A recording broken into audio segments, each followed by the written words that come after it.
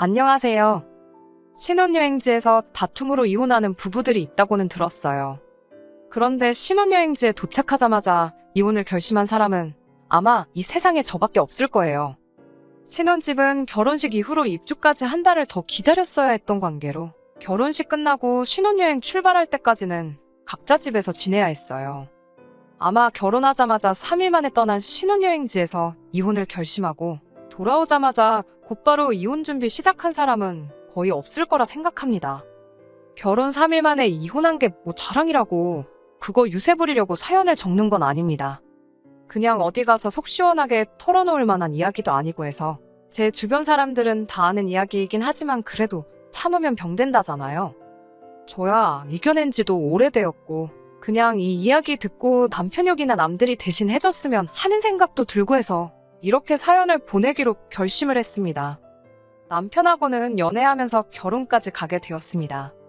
결혼 허락받기 위해 처음 인사드리러 갔던 자리에서 느꼈던 건데 연애하는 동안은 못 느끼고 있었는데 남편부터 해서 남편 가족들까지 전부 다 남편을 소위들 말하는 개천용이라 생각을 하고 있더라고요. 자수성가했다고 하기엔 남편 집안 환경이 그렇게 어려워 보이지는 않았어요. 처음 인사드리러 간 자리에 신우도 같이 나왔는데 명품 가방을 들고 나오기도 했고 남편이 어떤 시절을 보내왔는지는 속속들이 알지는 못하지만 학자금 대출도 없었고 대학 간다고 과외도 몇 개씩 받았다고 이야기해준 적이 있었거든요.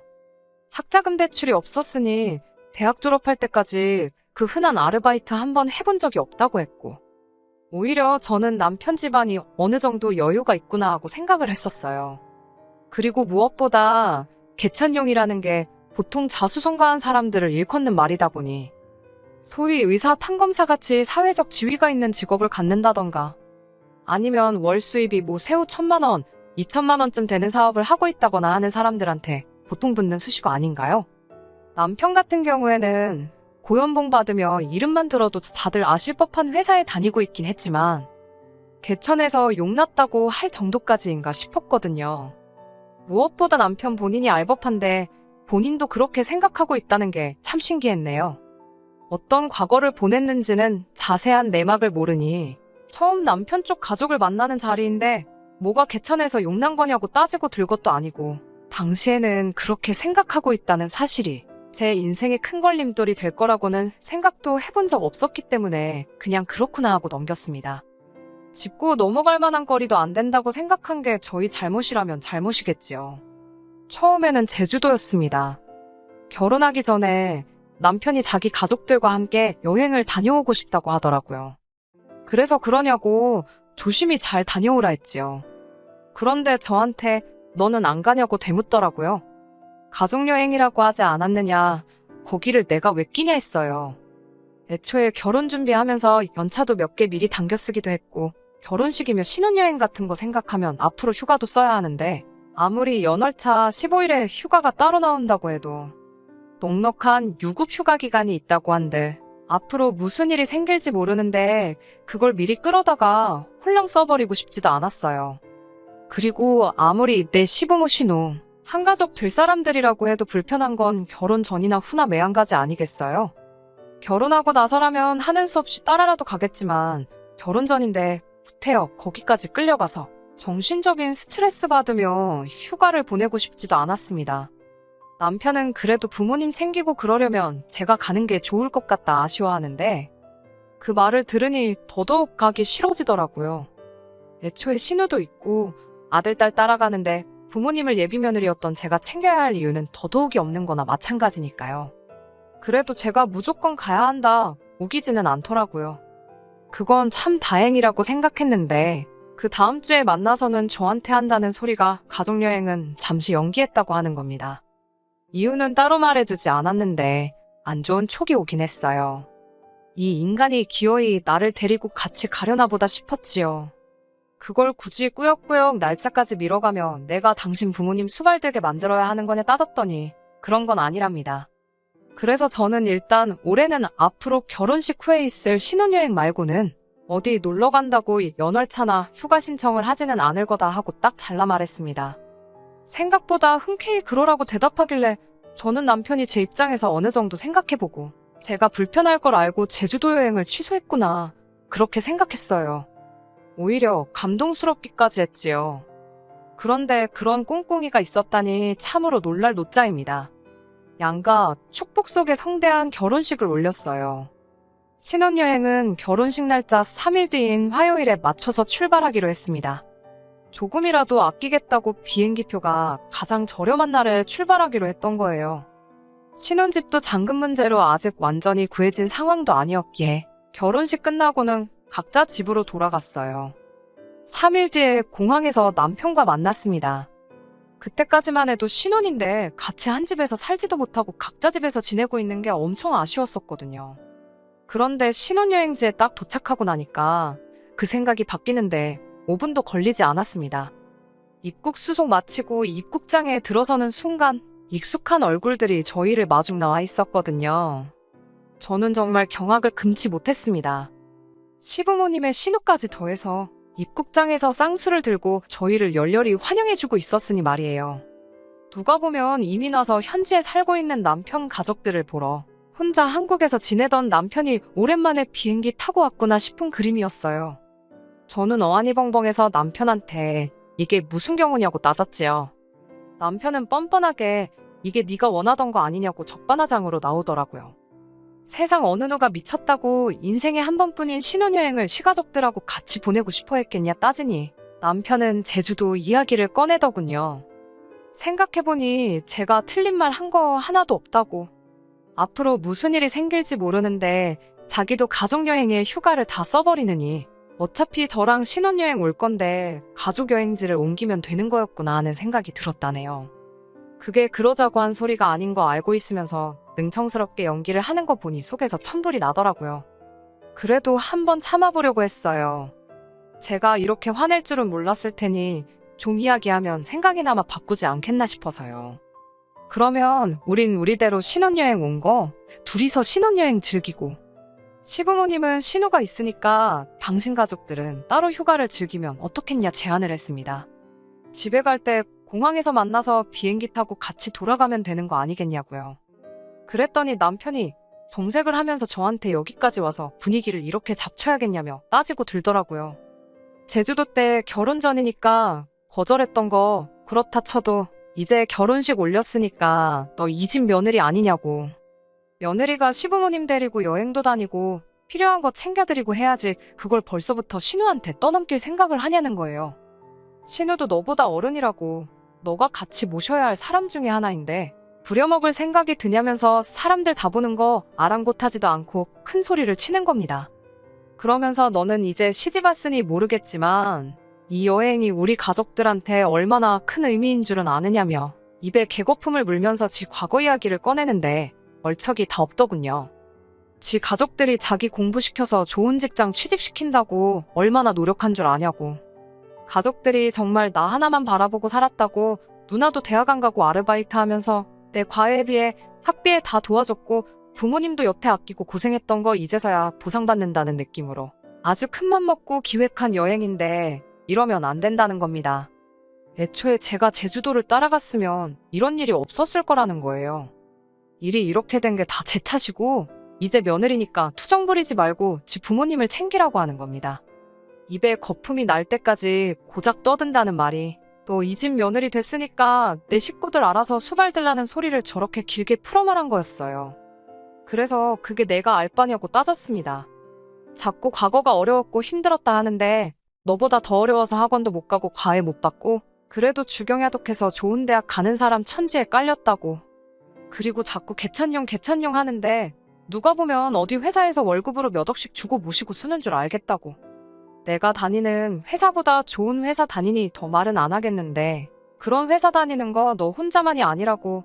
내가 무슨 그 대기업 말량한 월급 때문에 너랑 결혼해서 니네 부모 수발드는 식모에 너네 신우 비위장 맞춰주는 무수리 하려고 결혼한 건 줄 아느냐고 따졌습니다. 그리고 그 길로 저는 남편이며 시가족들 다 뒤로 한 채 그 자리에서 비행기표 끊고 돌아와 버렸어요. 제가 한번 그렇게 폭발하니 남편도 기가 죽고 시부모님이랑 신우도 제 눈치 보면서 따로 지낼 테니까 가지 말라고 붙잡았는데 거기서 누그러지면 제 앞길 평생을 제 손으로 풀을 수도 없을 정도로 꼬아버리는 거나 마찬가지라고 생각해서 뒤도 안 돌아보고 비행기에 몸을 실었습니다. 정말 말 그대로 신혼여행 보내기도 전에 여행지 도착하자마자 이혼하게 된 거나 마찬가지지요. 다시 받아줄 생각도 없었지만 여행지에서 돌아온 남편 하는 꼬라지가 아주 가관도 아니더군요. 사과할 거라고 기대는 안 했지만 여행지 내내 연락 한번 했던 적 없었기에 적어도 앞으로 우리 사이가 어떻게 되는 건지 궁금해한다거나 어떻게 해보자던가 하는 그런 이야기를 꺼낼 줄 알았는데 돌아와서 저를 보자마자 한다는 소리가 다른 게 아니고 돈 내놓으라는 소리였습니다. 뭐 돈 맡겨놓은 것도 아니고 신혼집 입주를 코앞에 두고 있었지만 꽤나 큰 손해긴 하지만 아직 끝전이 치러진 게 아니다 보니 그냥 파기하면 위약금 내고 파기할 수 있었어요. 그 신혼집마저도 각자 모아놓은 돈에서 각출을 했다 보니 오히려 돈을 돌려받는다면 제가 돌려받아야 하는 게 맞는데 저 자식은 뭔데 저한테 돈을 내놓으라 말아 하는지 싶더라고요. 뭐 맡겨놓은 게 있어서 나한테 달라고 하는 거냐 저도 따져 물었지요. 그랬더니 제가 자기 가족들 인생에서 처음 가보는 해외여행을 망쳐버렸으니 그 비용을 보상하라는 거예요. 부모님 비행기표에 신우 비행기표며 여행 전반적인 경비에 신우 휴가 나간 동안 못 받게 된 월급의 일부까지 계산기 두들겨서 가져왔더라고요. 그래도 양심은 있는지 지 휴가 쓴 건 계산 안 했더라고요. 거기에 추가적으로 또 뭐 저 때문에 영어로 통역할 사람이 없어서 제대로 못 즐긴 것도 많고 제가 없으니 부모님 수발 든다고 지낸 누나가 엄청 고생을 했다고 정신적 피해 비용에 신우 인건비까지 추가해서 저한테 달라고 하는 겁니다. 그 금액은 2천만 원 하고도 뒤에 끝자리 몇십만 원 더 있었는데 남편이 저한테 인심 써줘서 그건 안 받고 딱 2천만 원으로 퉁쳐주겠다고 하더라고요. 계산 안 힘들게 손해를 감수한 거라고 자랑스럽게 이야기하는데 당당한 그 모습을 보니까 저도 모르게 고마워서 다 눈물이 날 뻔했어요. 돈 깎아준 게 고마운 게 아니고 그래도 여태만 나온 정이 있는데 그냥 한번 용서해줄까? 나도 여행지에서 그렇게 돌아오면 안 됐는데 내가 너무 심했나? 그런 생각도 마음 한구석에 조금은 가지고 있었거든요. 이렇게 남아있는 정을 확실하게 떼줄 거라고는 기대조차 하지 않았는데 이렇게 확실하게 알아서 마무리를 지어주다니 정말 고맙기 그지 없었지요. 니네 가족 놀러 갔다가 재미없어서 실망한 돈을 왜 나한테 와서 찾냐고. 그냥 좋은 말로 할 때 내 눈앞에서 꺼지고 이혼 서류 날라오면 도장 찍을 준비나 하라고 했어요. 이미 공항에서 비행기 올라탔을 때 이혼한 거나 마찬가지였다고.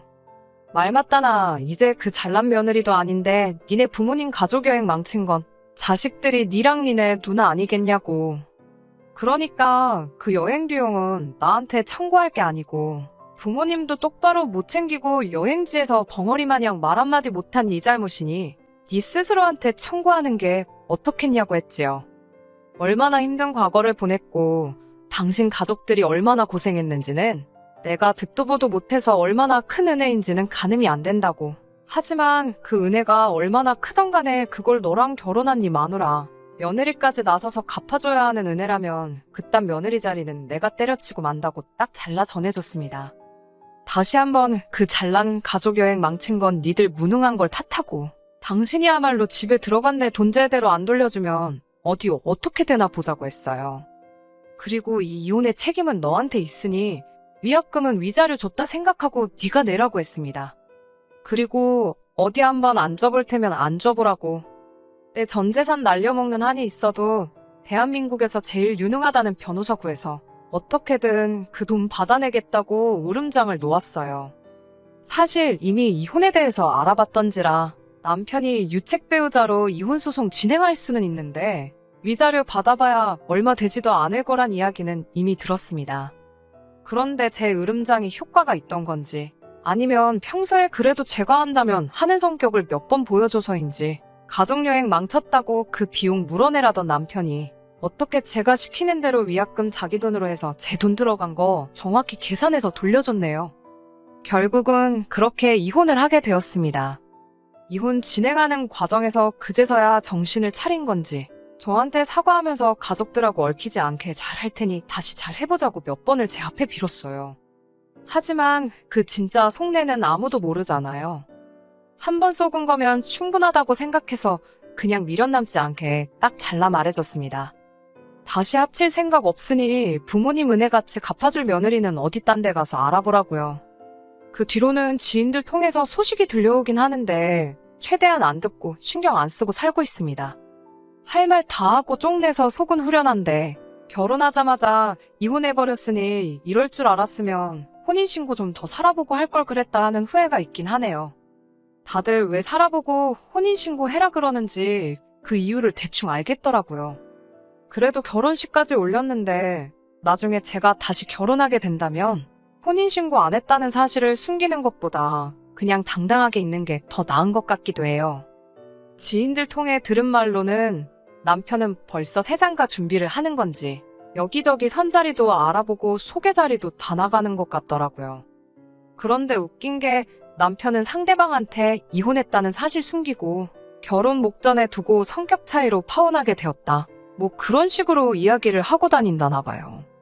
딱히 그 사실이 중요한 건 아니지만 그래도 벌써부터 만나는 사람들한테 거짓말 살살 하는 거 보면 결혼 3일 만에 이혼까지 당하고도 정신을 못 차린 것 같아요.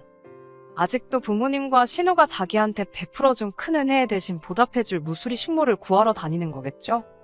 열심히 했으면 좋겠습니다. 그런 식으로 결혼해봤자 그 끝엔 또 한 번의 이혼이 기다리고 있다는 사실은 그때 가서 깨닫게 되겠지만 말이에요. 끝까지 들어주셔서 감사합니다. 오늘의 사연은 여기까지입니다. 구독과 좋아요, 알람 설정 부탁드리고 더 좋은 사연으로 다시 찾아뵙겠습니다. 감사합니다.